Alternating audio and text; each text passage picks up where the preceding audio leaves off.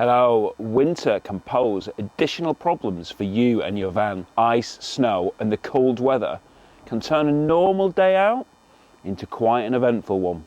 Today I'm going to discuss the essential items you should be having in your camper van just in case something does go wrong. Maybe you're going to get stuck, or just to make those cold days a little bit more comfortable. Before you even begin your journey, you do need to make sure that you've got your washer liquid filled up.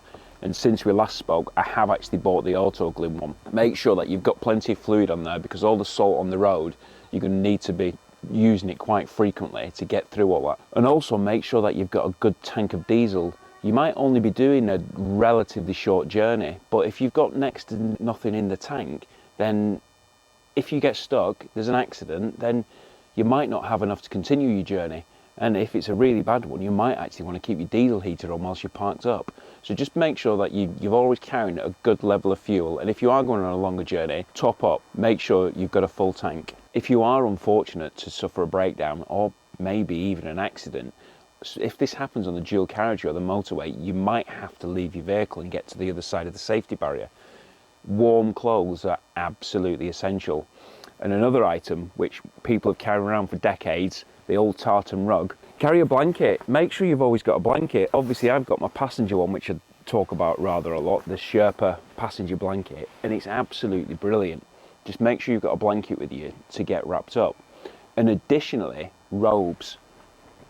Pretty much, you've got a transporter, you're pretty much going to have a robe. Make sure you've got a robe with you as well. Warm clothing. And for every occupant in the vehicle, there's no good just having yours. I mean, I carry my equipment around all the time, but if I'm carrying additional people, I need to make sure that I've got their stuff as well. So if something happens, they can keep warm also. It is critical. The temperature today is -2. You can probably see my breath. It's really, really cold. And if we're having to stand outside that vehicle, if something did go wrong, we're going to get cold really quickly. Warm clothes and blankets are essential. Just to interrupt the essentials, next week I have got an awesome video coming. It has taken weeks and weeks to make. I'm so excited about it. It's taken a lot of time. So do subscribe if you've not already. Subscribe, make sure you don't miss that, and do look out for it, because it is going to be a good one. It's also advisable to carry around food and drink in the vehicle if you are out on a cold day, especially if you've got children. I'm not talking full-on meals which you're going to be preparing in your camper van or your Kadak stove or anything like that, but just make sure that you've got some snacks, bit of variety, so if you do break down, it's just going to tide you over until you can get going again and actually go and get a proper meal. And hot drinks are always welcome in the cold weather like it is today. I can't wait to get in to have a coffee. So make sure that you've got water with you. You might already have your stove in your van, or your Kadak or your jet boil or something, but just make sure you've actually got some fresh water. Milk if you take milk, and then obviously your tea, coffee and sugar. I keep mine in my cubes, and I've always got that in there. Obviously I need to make sure that the water in the milk's fresh, but I've always got it, so if something happens, I can have a brew. These cubes which I've got are effectively my cupboards, really, really good storage. And you might have seen what I've got in this one, a portable toilet. If you've been drinking lots of tea, coffee or hot chocolate, somebody might be needing a toilet, especially if you've got kids. Somebody always needs the toilet. So having one with you all the time is ideal. You can just hop in and do what you need to do. But you might not want to be carrying a full toilet. You can get emergency toilet bags. They're really cheap, barely take up any space, and quite easy to dispose of. Saves you carting around a bigger toilet like this if you don't use it very often. And if somebody has an accident, you're going to need to sort it out. Not an accident like what we've just been talking about, just a minor accident, cut, graze, something like that, then first aid kit is again really essential.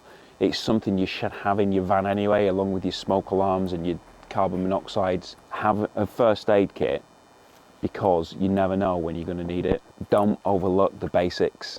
Other basics which you should have is obviously a mobile phone charging cable. You've got your phone, you need to make sure that you're going to have some charge if there is an emergency and you do need to speak to somebody. And also high-vis jackets. You know, if you are at the side of the road, then high-vis jackets come in really handy so people can see you. You're a lot more visible when you've got a high-vis jacket on, especially if you're away from the vehicle and it's at night. People can just see that you're there where you are and where they can come to assist you. Now people can see you, but you might need to see something else. You might need to see under the bonnet. Mobile phones obviously have torches on them, but they're not that effective. One of my favourites is the Nebo, the Little Larry, Big Larry, etc. Really good torches, really cheap, for the sake of 10 to 25 quid, I think it is, for the rechargeable one. Just a really good torch, magnetic, you can hook it on things, always comes in really useful. Just carry it around all the time. It's an item which you will potentially require from time to time. Now, on the subject of visibility and seeing things, the emergency triangle. Now, although this isn't a legal requirement in the UK, it is something which is really, really useful to have. If you break down, you have an accident and it's on a bend, you can put this around the bend so people can actually see it. It's clearly visible, so people are not going to run into the back of you. Just something which is cheap and easy to carry around. Now, I carry this around in a pouch. Actually, it's a RAC bag. I've had this for quite a few years, with the high vis and also a tow rope. In the icy, wintry weather, you don't know if you're going to get stuck, especially if you be going off-road, not major off-road, but into some car parks and things, and sometimes you might be parked on some grass. You might get stuck in a bit of snow, you might get stuck in some ice, and it just enables somebody to pull you out, or even for you to pull somebody else out. Now, I've actually carried a tow rope around for years, and I did actually need it once.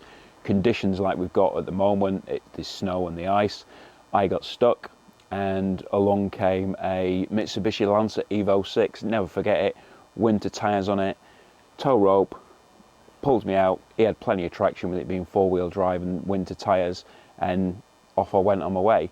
Now, if I didn't have that tow rope, it might have needed a few people to try and push me.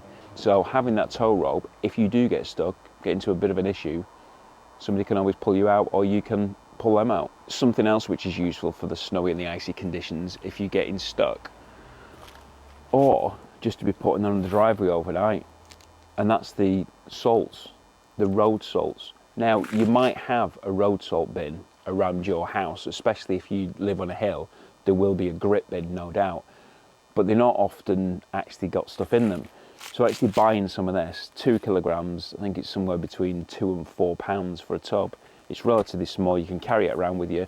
Now, I have this one and I find it really useful. I've got a driveway and I don't want to be sliding off the driveway into a wall or into another car or anything like that. And I also put it on the paths as well, so it's really quite handy. Now, before you actually be putting the salt down, you might actually have quite a lot of snow to get rid of. Not something which we'd suffer from down here in Devon, but you might, and that's where you need a shovel. Now, I've got a shovel, but I don't have one for the van because I don't generally enter that kind of environment where I potentially could have a lot of snow around me. So I use a shovel at home, but you can get small shovels which portable, and if you are going anywhere where you could potentially have a lot of snow, there could be a lot of snowfall, having a shovel is be able to clear it all away, especially from around your wheels where you're going to be losing that traction. Get rid of that snow, and then you can put your salt down to melt that final layer for the road surface. And you might actually have some ice and frost on your windows. That's not what the shovel's for. You need an ice scraper for this. Have an ice scraper. You've probably actually used one of those already before you've actually commenced your journey, although you might not actually need to scrape your windscreen if you've got a diesel heater, as I mentioned in my winter preparations video. How do you get your van ready for winter to make sure it stays in the best possible shape? Take a look here. There are some things you need to know. Take care. Thanks for watching.